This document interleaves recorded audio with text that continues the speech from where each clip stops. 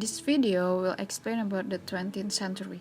Literacy increasing in this era. By the time of the First World War, there was a whole new generation of young soldiers who not only could read but, very important, were able for the first time in the history of war to write letters home describing war in all its unheroic horror. The 20th century saw more and more of this broadening of artistic trends, extending into the other cultures form of radio, television, cinema, and popular music.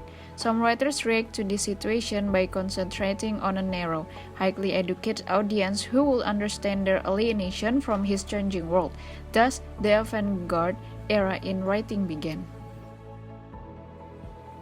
Novelists such as Virginia Woolf, James Joyce, and D.H. Lawrence will probably remain among the most significant writers of the century.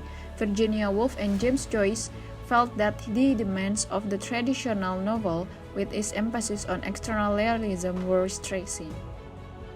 Quotes from Thomas Hardy and W.B. Yeats to T.S. Eliot and W.H. Auden will probably still be read in 100 years' time.